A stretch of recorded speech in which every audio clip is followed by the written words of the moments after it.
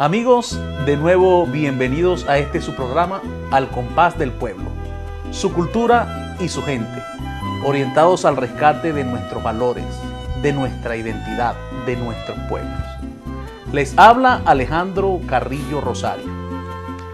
Hoy un programa bien interesante, ya que tengo como invitado un gran artista trujillano, músico, compositor, poeta, pintor. Como ya lo dije, un excelente artista nacido en esta tierra trujillana. Y les estoy hablando de mi buen amigo Alfonso Rodríguez. Hola, Alfonso. Hola, ¿cómo estás? Bienvenido a mi programa. Gracias por aceptar nuestra invitación. Es un placer para el compás del pueblo tenerte pues en nuestro programa. Y bueno, bienvenido, Alfonso. Como ya dije, un excelente músico trujillano. Tus comienzos, Alfonso. Pero no hablemos de la música al principio. Hablemos un poco de tu familia, por ejemplo, tus padres. ¿Tú vienes de qué familia? ¿Qué nos podrías decir de eso por ahí? Bueno, yo comienzo por agradecerte a ti esta invitación y, por supuesto, permitirme la oportunidad de dirigirme al pueblo venezolano y en especial a mis queridos coterráneos, los trujillanos, que bueno, espero que este programa sea del agrado de todos ustedes y comenzaré por hablar un poco sobre la parte de niñez, ¿no?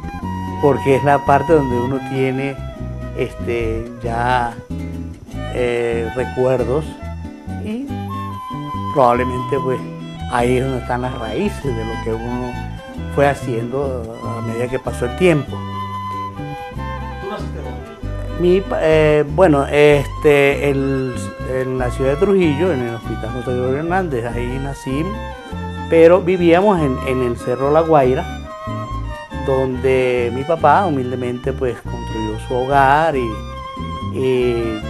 crió su familia. Pues mi papá era una persona trabajadora de la construcción, un albañil reconocido en Trujillo, y se trata de Cosme Rodríguez.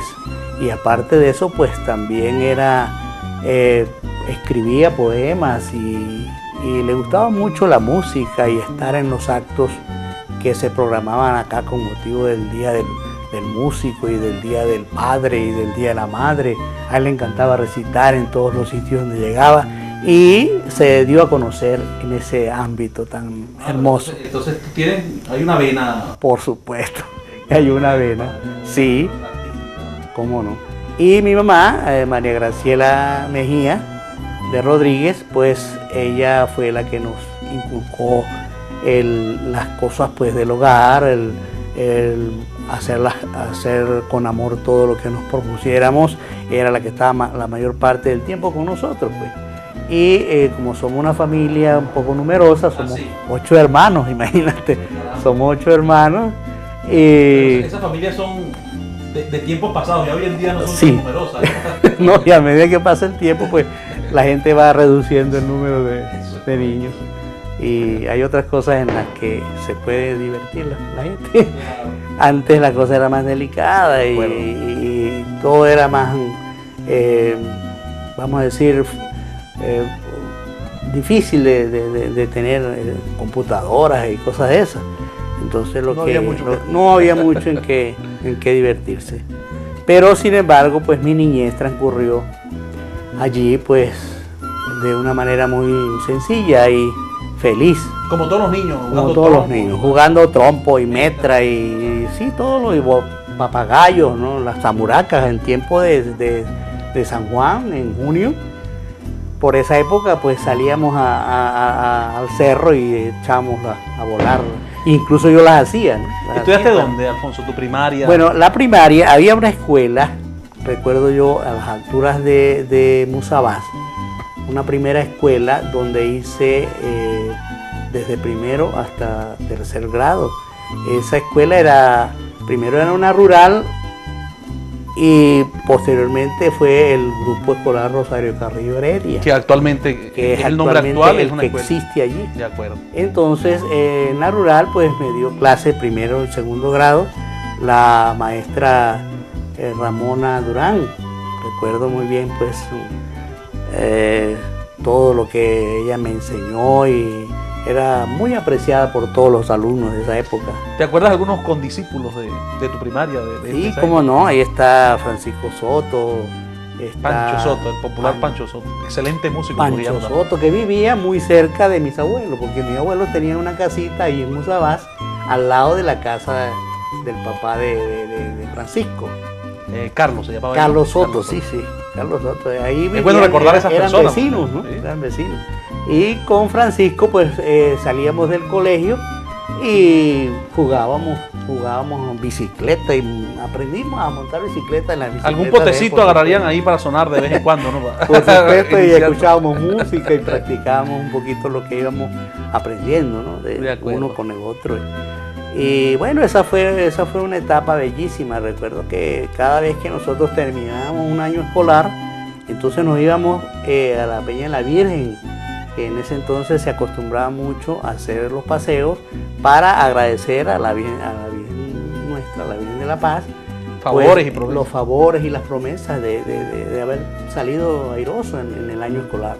No existía esa carretera, ¿no? No, era el camino. Había que subir por el cerro, sí, caminando por los dos caminos. por caminos. Se llamaba los dos caminos. Eso era una travesía bellísima, que llegaba hasta, sí, bellísima, y llegaba hasta donde estaban un montón de piedras y cuevas, la cueva de San Antonio y la peña, que tenía como una corona en la parte alta. Recuerdo, que hoy en día no es muy visitada, ¿no? Podemos aprovechar, hasta Alfonso, para hablar un poco de que por la cuestión del monumento ya la gente no visita a la Virgen, que realmente el motivo religioso que había en esa época no era el monumento como es ahorita, sino era realmente la Virgen que estaba en aquellas cuevas, en la mitad del cerro, ¿no? Sí, y la Virgen era la milagrosa, ¿no? Sí, exacto. Quizás no estaba el monumento, pero están todavía las piedras, pero como es tan difícil el acceso hasta ese lugar, pues la gente teme mucho de resbalarse, ¿no? Antes nosotros no nos importaba y nos íbamos por veredas y llegamos por la parte de abajo del monumento, y no como están haciendo ahora, que es desde el monumento de La Paz hacia abajo. Se torna más difícil el acceso ahora, ¿no? Sí. Mira, Alfonso, y tus inicios en la música, ¿cómo comienzas? Tú ya nos decías que tu padre pues tenía esas inclinaciones musicales y poéticas también, ¿no? Sí. Pero bueno, tú a través de los años pues te dedicaste, eso lo hiciste como tu profesión, ¿no? El arte, la música y la pintura. Sí. Pero ¿qué te motiva a ti al principio, aparte de tu papá? ¿Cómo te inicias? ¿Qué es lo primero que haces con relación a la música? ¿Cómo comienzas tú? Sí, bueno, en ese entonces mi papá acostumbraba mucho a hacer agrupaciones en Navidad, sobre todo, y nos agrupaba y presentábamos en los pesebres en la época navideña. Íbamos a las iglesias y cantábamos. La iglesia de San Jacinto la visitábamos en las misas de Aguinaldo, y el colegio de las monjas. Nosotros visitábamos casi todos los pesebres en la ciudad de Trujillo y cantando Aguinaldo. Unos eran de él y otros pues que nosotros los sacábamos ahí y acompañábamos. Pero en una de esas tertulias que mi papá me presentó a un grupo de músicos para que cantara o para que tocara el cuatro, porque el primer cuatro me lo regaló él. Me lo trajo de Carvajal en una época en que estaba trabajando en Carvajal, y me lo regaló, y yo poco a poco fui aprendiendo las tonalidades. Pudiéramos decir que ese fue entonces tu primer instrumento. Inicio, sí, mi primer. Pero en esa oportunidad los músicos que estaban reunidos allí vieron en mis condiciones y hablaron con mi papá para que me inscribiera en la escuela de música y pudiera identificar las tonalidades, el do, el re, el mi, como tenía que ser. ¿Tu papá nunca lo hizo? ¿Nunca estudió la música? No estudió la música, y yo estaba estudiando y ya me sabía las tonalidades, pero no como se estilaba en ese entonces. Yo el do le decía sol y viceversa, ¿no? Entonces allí pues surgió la idea de que que fuese inscrito en la escuela de música. Y mi papá pues aprovechó la oportunidad y habló con el padre Arciero, con el Lozano, el popular Bericoque, el papá de Sebastián. Ajá. Que ese era el profesor de 4 en ese entonces. Y nos juntamos. Pero en ese José entonces, María Quevedo y yo, y fuimos allá. Dinos qué año, ¿eso fue en qué año, Alfonso? Más o menos. Eso fue quizás por los años 58, 60, porque yo todavía no había salido de sexto. Tú sabes que yo hice hasta tercer grado arriba. Exacto. Y cuarto, quinto y sexto lo hice en el Carabobo. Pero viviendo allá arriba todavía, Mozambique. Viviendo allá arriba, sí. Viviendo allá arriba, recuerdo los profesores de esa época. En cuarto grado me dio la señora Benita de Briceño. ¿Cómo no? En quinto, Irma Osorio, también conocidísima.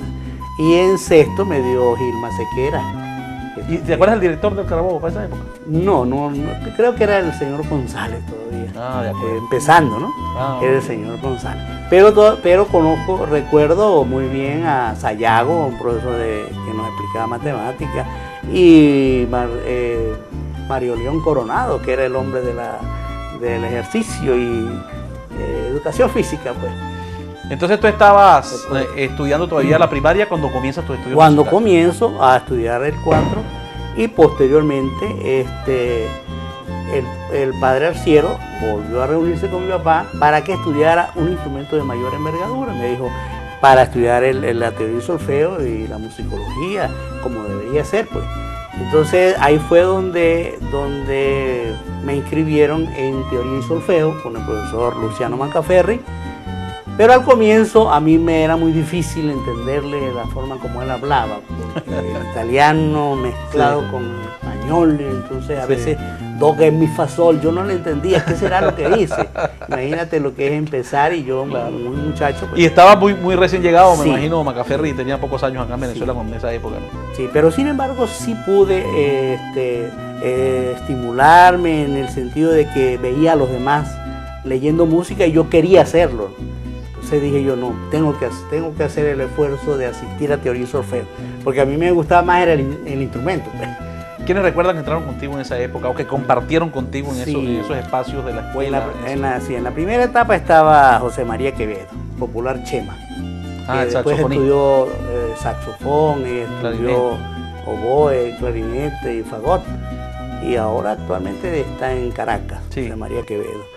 Pero él fue de los comienzos. Y el profesor, ya cuando fuimos a estudiar el instrumento, era el profesor José Remersaro, o Giuseppe Remersaro, italiano también, y fue quien me indicó que el instrumento que debería escoger en ese sentido. Y me gustó mucho la viola, pero los brazos no me alcanzaban para el instrumento. Okay. Entonces era más factible conseguir un violín y se me adaptara al tamaño. A tu tamaño, sí. Ok. Alfonso, vamos a hablar de esa parte del violín, de tu primer instrumento, en el próximo segmento. Vamos a una pausa, amigos. No demoramos. Regresamos con ustedes.